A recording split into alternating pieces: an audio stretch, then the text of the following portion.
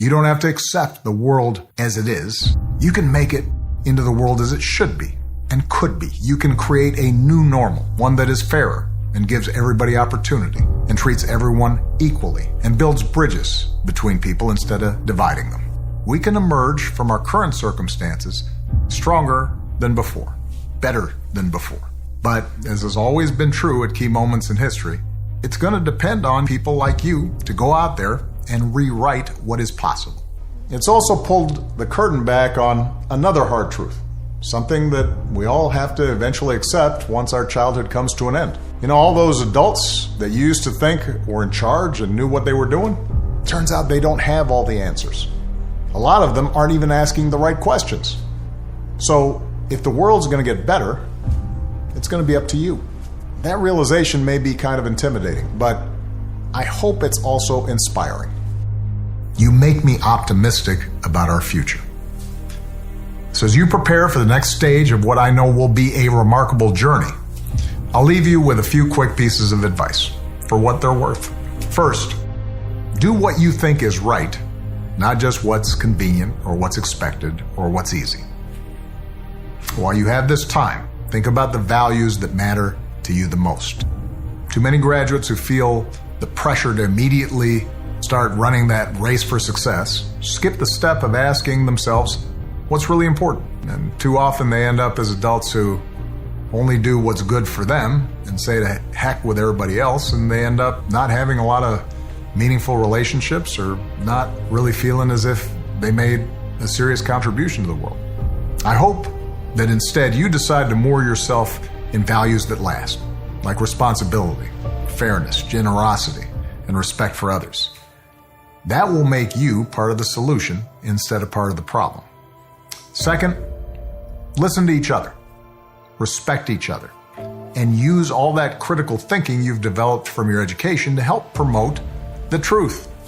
You are the internet generation and the social media generation. Now, as was true for generations before you, graduation marks your final passage into adulthood, the time when you're expected to fully take charge of your life's direction. It's when you get to decide what's important to you, the career you want to pursue, the values you want to live by, who you want to build a family with. That can be intimidating even under normal circumstances. And given the current state of things, let's face it, it can be downright scary. It's fair to say that your generation is graduating into a world that faces more profound challenges than any generation in decades. It can feel like everything's up for grabs right now. But, you know, it will eventually end. The economy will begin to heal and life will start returning to normal. And you'll still have your whole life ahead of you. The thing is, our nations are strongest when we see that we are all God's children, all equal in His eyes and worthy of His love. Across our two great countries, we have Hindus and Muslims, Christians and Sikhs, and Jews and Buddhists. What these past few weeks have also shown us is that the old normal wasn't good enough. It wasn't working that well. In a lot of ways, the pandemic just brought into focus problems that have been growing for a very long time. They remind us that we can't take things for granted. We have to work to make things better. They remind us that our individual well-being depend on the well-being of the community that we live in. And it doesn't matter how much money you make if everyone around you is hungry and sick. It reminds you that our country and our democracy only function when we think not just about ourselves, but also about each other. So, as scary and uncertain as these times may be, they are also a wake-up call. And they're an incredible opportunity for your generation. Because you don't have to accept what was considered normal before. With all the challenges he faces right now, nobody can tell you, no, you're too young to understand, or this is how it's always been done.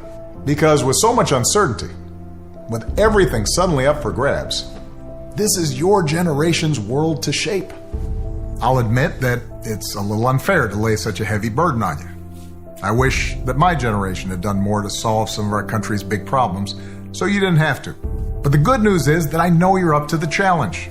You are the best educated generation in history, and a whole lot more technologically savvy. You've been exposed to more knowledge and perspectives than my generation ever was.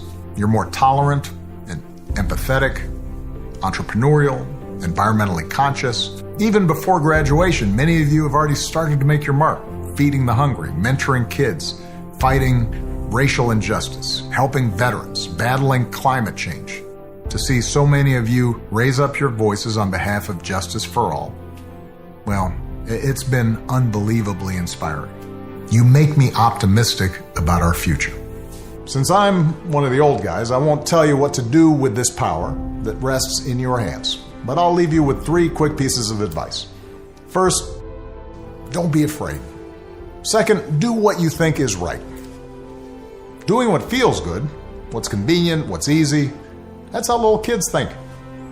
Unfortunately, a lot of so-called grown-ups, including some with fancy titles and important jobs, still think that way, which is why things are so screwed up. I hope that instead you decide to ground yourself in values that last, like honesty, hard work, responsibility, fairness, generosity, respect for others. You won't get it right every time. You'll make mistakes, like we all do. But if you listen to the truth that's inside yourself, even when it's hard, even when it's inconvenient, people will notice. They'll gravitate towards you, and you'll be part of the solution instead of part of the problem. And finally, build a community. No one does big things by themselves. Right now, when people are scared, it's easy to be cynical and say, let me just look out for myself, or my family, or people who look or think or pray like me. But if we're going to get through these difficult times, if we're going to create a world where everybody has opportunity to find a job and afford college, if we're going to save the environment, then we're going to have to do it together. So be alive to one another's struggles. Stand up for one another's rights. Leave behind all the old ways of thinking that divide us. Sexism, racial prejudice, status, greed, and set the world on a different path. You can change that, even if it all seems broken. Have faith in our democracy. In fact, you don't even have to be an activist to make a contribution to our democracy. If you've always dreamed of starting your own business, go build a company that is a model for paying its workers a fair wage. If you've dreamed always of being a doctor, think about working in a community that's short on doctors. There are so many ways to serve. The important thing is to recognize that this nation needs your talents, your passions, your voice to make it better. Trust me, I know. America changed, has always changed, because young people dared to hope. Democracy isn't about relying on some charismatic leader to make changes from on high. It's about finding hope in ourselves and creating it in others, especially in a time like this. You don't always need hope when everything's going fine. It's when things seem darkest. That's when you need it the most. Someone once said, hope is not a lottery ticket. It's a hammer for us to use in a national emergency, to break the glass, sound the alarm, and sprint into action. That's what hope is. It's not the blind faith that things will get better. It's the conviction that with effort and perseverance and courage and a concern for others, things can get better. But the truth is, you don't need us to tell you what to do, because in so many ways, you've already started to lead. Congratulations. Keep making us proud.